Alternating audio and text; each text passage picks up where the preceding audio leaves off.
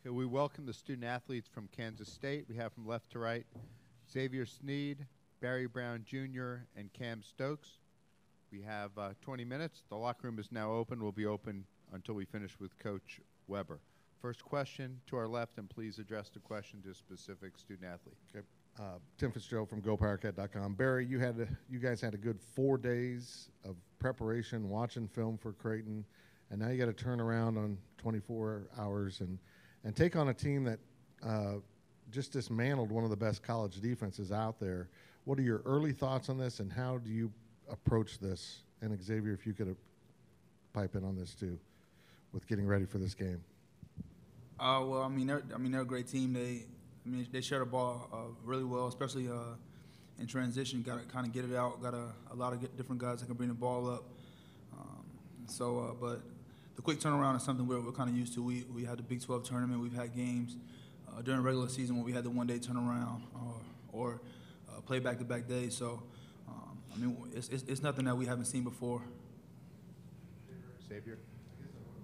I would ask you then, is there any similarities between this team and someone you've seen in the Big 12?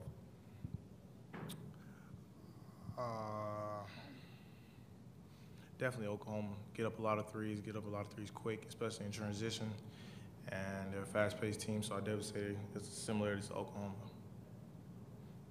First row right in front of us. Yeah. Kam, Matt Hall, K-StateOnline. I'm curious if you specifically can walk through the emotions of last night. You get that win, and you know you're moving on to the second round, and I'm sure it's a great celebration. And then at what point do you realize what's going on in that Virginia UMBC game and just what the evening was like for you guys? We got back to the hotel, talking with our family and everything, and then we turned and look at the TV, and Virginia losing. I'm pretty sure nobody expected that, but you can't look past UMBC. They're a real good team, like Barry said, and they share the ball very well. Barry, would you be expected to match up on Lyles? He's obviously played really well. He played well against Virginia. And, he had the big shot in the conference tournament to win that. You expect to be matched up against him, and have you watched tape on him?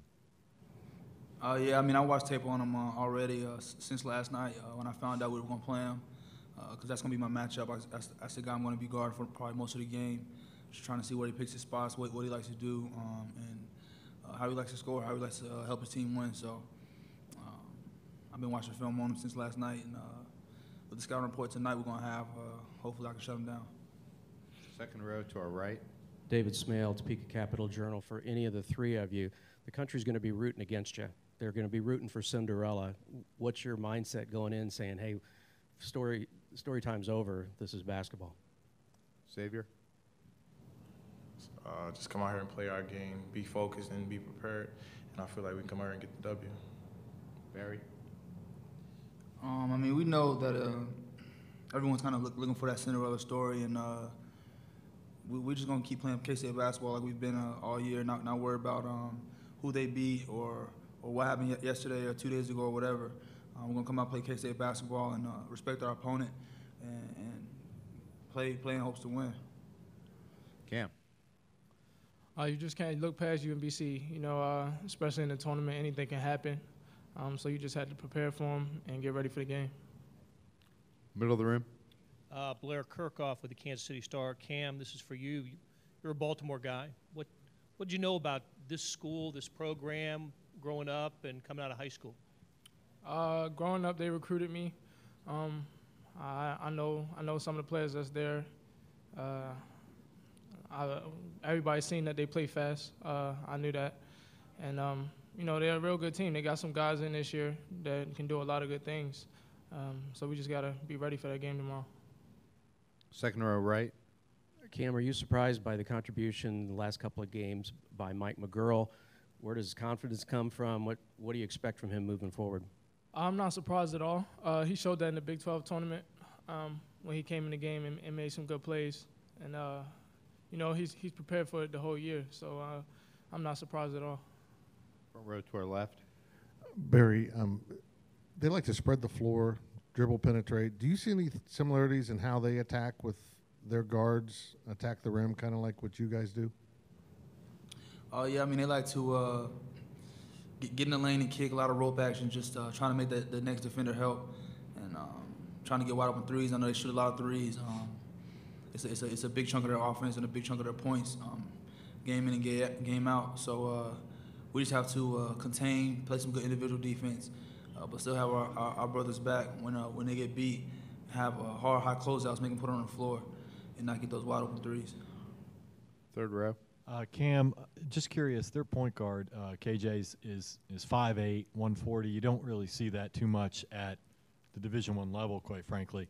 What do you think about him as a player? Why is he able to play with the big boys of Virginia? And would it be possible for you to post him up low, given the size advantage? I mean, that's all within our system. You know, I'm gonna make plays. We're still running the system. He's a good player. You know, that's obviously why he's at the Division I level. And you can't look past him, can't underestimate him. He's capable of a lot of things, and he works well with their team. Front row. Yeah, X, this is for you. I'm curious, how different is your role from the 3 to the 4 spot? Is it significantly different, and which one do you enjoy playing more? Interchangeable, really. I played the 4 a lot last year as well, and it's just nothing really different for me. And like playing to different teams like this, that space out the floor is just a little bit easier for me. So I feel like it's better for the matchups for us. Back right. Roger Rubin from the Fieldhouse. This is for Barry. Forgive me if this was like one of the first questions because I arrived a little bit late, but I think that 9 seeds make it to the Sweet 16 maybe 4% of the time. Of course, usually there's a number 1 in the way. How do you guys look at this opportunity to maybe get into a Sweet 16? It's a big time opportunity for us. But we still have a team in our way right now. We're not really looking towards a Sweet 16 because we have to worry about the 32 that we're in right now. UMBC is in our way, and all our focus, all our efforts and energy is on beating them.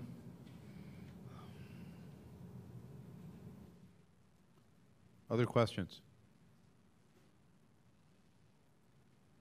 Okay, guys, thank you. Good job. We'll see you tomorrow.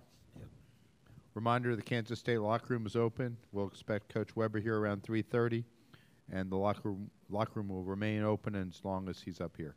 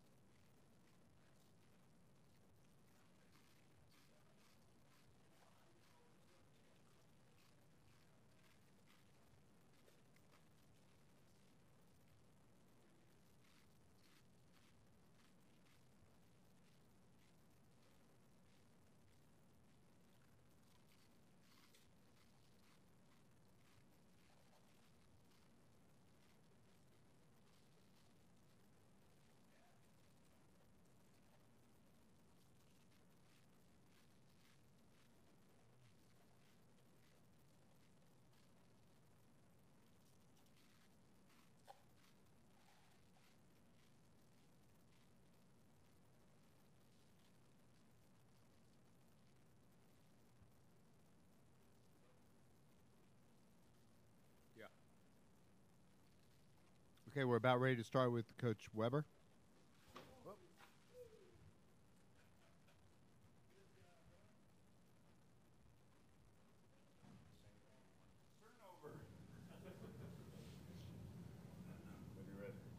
We'll take questions for Coach Weber. Raise your hand. First question, far right on the aisle. Oh, sorry, Coach. Coach, just first your reaction. I mean, I don't think anybody really expected to see what happened there with UMBC last night. And, you know, I'm not sure if you guys were already scouting Virginia film or what was going on, but what was your reaction to what happened and your thoughts heading into Sunday? Well, obviously it's history. It's never been done before. And not only, you know, when you think about the magnitude of it, how Virginia's year and how they dominated what I guess, you know, we feel like we had a good conference, but obviously they had more teams in the NCAA tournament, and they won the league and won the tournament and, you know, played at such a high level. Obviously they lost an important player, but you think they'd be able to survive that. But, you know, they didn't. You know, I told our guys that the best team on the court won. You know, they controlled the whole second half. And, you know, I kind of beforehand, you know, motivation stuff, you know, when we talked about our bracket, I said, well, Virginia's really not that good. And the coaches looked at me like I was crazy. So last night, after, you know, it was kind of a neat situation. We were at NBC Suites, and we had all our fans, family, our players. They're all kind of watching the game when we got back, and you know, lots of cheering and stuff. And I just made sure we got them together, make sure that we understand how good they are. And, you know, we got a big challenge in front of us tomorrow night. On the aisle, middle of the room. Yeah, Bruce, Dan Wolken, USA Today. I don't know if the parallel is exact, but, you know, back in 2002, you know, nobody really knew who you were. You beat Texas Tech, Georgia in the tournament. How did that change your career? How did that change your life? And can you sort of sympathize with what Ryan has gone through the last 24 hours? Well, it's, you know, one, they got back really late, and, you know, so many things going through. I'm sure he did. I know one day I did 25 different interviews, radio stuff and different stuff, and at that time you just say, hey, yes to everything. You know, you want some exposure for your program, and, you know, you got to give him credit. And, you know, but he's been around it. Obviously, I've known his dad forever. He's been around high-level basketball program, high-level players. He's been through the tournament, and I'm sure he'll handle it well. But it is daunting. And when you do something like that, you know, everybody wants to talk to you and have a piece of you. And you know, and I told our guys, the most important thing for us, we got to be prepared. We can't worry who we play. We got to be worried about our preparation. Front row. Yeah, Coach. Matt Hall, K-StateOnline. You've said a couple times this year about Mike being kind of the surprise of the summer. With that quote in mind, I'm curious about his recruiting process and then what that surprise was, what you didn't know about him when you got him on campus. Well, I think it was more, I asked the players who was the surprise. You know, I always say who worked the hardest. Kind of, we always have our summer-ending meetings and, you know, go through some stuff and, you know, who worked the hardest, who's made the most improvement, who's been the biggest surprise. And, you know, to the man, you know, that every player said Mike McGurl was a surprise. And, you know, I guess they didn't, you know, part of it, again, is recruiting. They didn't know much about him. There wasn't as much hype. Coach Fraser kind of, you know, discovered him. We watched him that summer before his senior year. He had some recruitment, but not high level. He had picked up. He had a really good summer. It got better and better. We loved his explosion, his athleticism. He's got a little bit of cockiness to him, as you saw last night. And, you know, I just, as I've said before, I just have felt bad for him on his year, you know, from injuries to redshirting to not redshirting to, you know, not getting a lot of minutes that he wanted. And, you know, it's great for him to have the opportunity in Kansas game and here to, you know, show what he could do, and he rose up. He took advantage of the opportunity. We talk about that all the time. You never know when you're going to be called upon. You got to be ready to do it, and obviously he was last night. Front row to our left. GoPowerCat.com. Couple things, Coach. First of all, which of your assistants has the scout for this game? And with that, watching what they did offensively to a very good defensive team last night, what are the challenges in trying to slow down this team?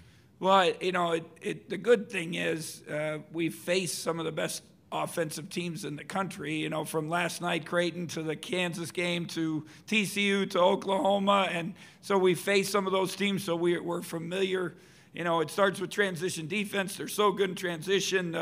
You know, last night they had 4 guys that could bring it up. You know, now it's probably more 2 guys or 3 that can bring the ball up, but those 2 are really good and cause havoc for you because they can get to the paint. They're good at flipping. They're, you know, flipping it back for threes. They, you know, put a lot of pressure on the defense. And I thought last night was one of our better things.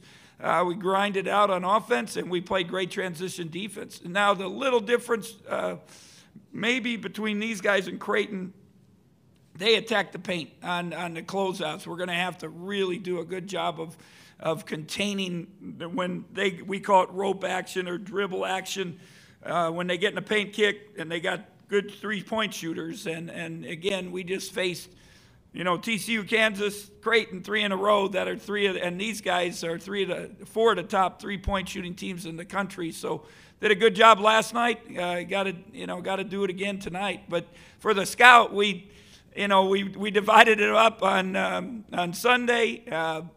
Coach Korn and a coach took, you know, the first game, Creighton. Coach Fraser was going to help with somebody, and I just said, Coach Lauer, you can kind of cover everybody, including UMBC. So we had a little bit of stuff, but we had to work hard last night. You know, I know I went probably 3:30, 4 o'clock. I went to bed. When I left, they were still up working. I think a lot of them stayed 5, 6 in the morning. But we were ready for the players. When we got to breakfast, we had a clip tape. You know, we were ready for them. We started going on personnel and making sure. And the one thing I did last night, and after we all, you know, they were all watching the game, I called them back to a meeting room. I had told them they could go to bed after, you know, meeting with their families and eating. And I called them back because I wanted to make sure they understood, you know, the task we had and how good they were. Second row to our right. David Smale, Topeka Capital Journal. I have a couple questions for you, Bruce. First of all, status of Dean Wade, and then I have a follow-up. And what else? I'll have another one. Oh, okay. Well, Dean did some stuff today again. You know, we just, you know, a little bit on the court, you know, just kind of see what happens. Again, I think it would, you know, if he plays, it would be a limited basis probably.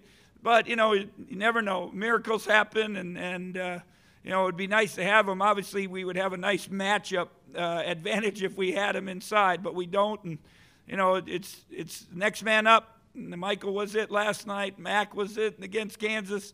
We got to have somebody else step up tomorrow night. The follow-up question, everybody in the country is going to be rooting against you, rooting for Cinderella. How do you handle that? I mean, being the villain. I think the coaches talked to the players about that, you know, last night about, you know, how they wrote history. And we actually had a little saying this week is, you know, the person who wins the war gets to write their own history. And so, you know, now we kind of, when they wrote their own history last night, now we've talked about us, you know, we're going to have that task. We have a battle. And, you know, I was a little surprised at the game time, and I don't know all the logistics, how they decide that, but obviously, you know, prime time on Sunday night, they put our game there. So, like you said, I think a lot of people will be cheering for them. Middle aisle. Yeah, opposite 60 Minutes, I think. Bruce, this is Blair Kirchhoff with the Kansas City Star. Greg McDermott suggested yesterday that not having Dean in the lineup kind of affected them. It helped, you know, changed you defensively, and it affected them. And of course, you'd rather have Dean. But what are the, you know, are there some attributes to your defense when Dean's not on the floor in terms of perimeter defense? I think you saw it with Virginia last night. If you played 2 bigs against a team that's small, you know, it's tough to match up, and they got him moving all around, and they do a great job moving the basketball, getting into the paint like we talked about. And, you know, and Dean still has been, and I've said many times, he's one of our better defenders, and he's one of our smartest defenders. But the one thing we had when we played Kansas playing small ball, we could match up. Last night we could match up, and again, I think tomorrow night we can match up. It gives us a little bit of quickness. We actually put Kam on their 4-man yesterday because their 4-man was really, you know, he's a perimeter guy, and he picked and popped a lot. And so, you know, in some ways, you know, we have better quickness. We have opportunities to switch things. that we normally wouldn't if Dean was in there. But I promise you, the players would love to have Dean back, and I know the coaches would. Third row. Coach, I wonder if you could address UMBC's backcourt with Lyles and Mora. What do you think of those two? And second part of that, with Mora, I mean, being 5'8", 140, and I may be oversimplifying the game, but why don't teams just throw a point guard down there and back them down on the low post? And would that be part of your strategy? Well, if you got a big enough point guard and you can get mismatches, I suppose you can do that. And, I'm not sure in their league if you have big body guys that could do that. And last night, Tony, they run their offense, and they just kept running it, and they didn't have that opportunity to do that. So if we get some mismatches, we might look at that.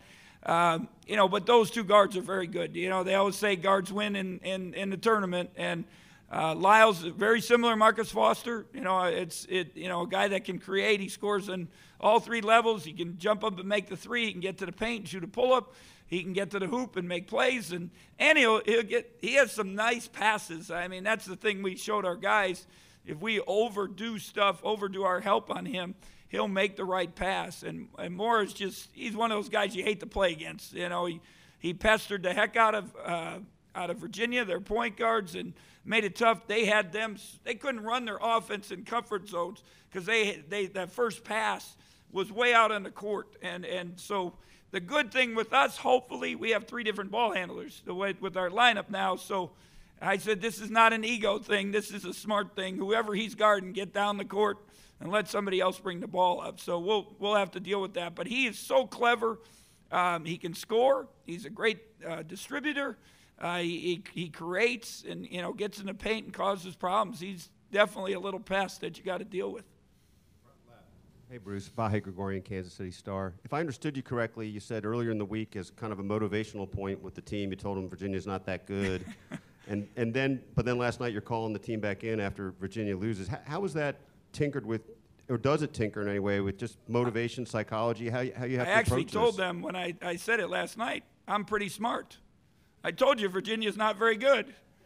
So I just played off of it, and I'm not sure all of them got it, but they, you're looking for things. I was staying up Sunday night after the pairings, and they had George Mason and all the Cinderella, VCU, and they talked about a lot of psychological things they did beforehand, and just kind of prepping them, and I said we got to focus on Creighton. If we don't beat Creighton, it doesn't do any good. But if we get there, I just say I don't think they're that good, and the coaches are like throwing things at me and stuff, but I was, you just kind of play with their minds a little bit, and then last night I did again. Hey, they're not that good, but this other team is really good, so we got to be ready for them.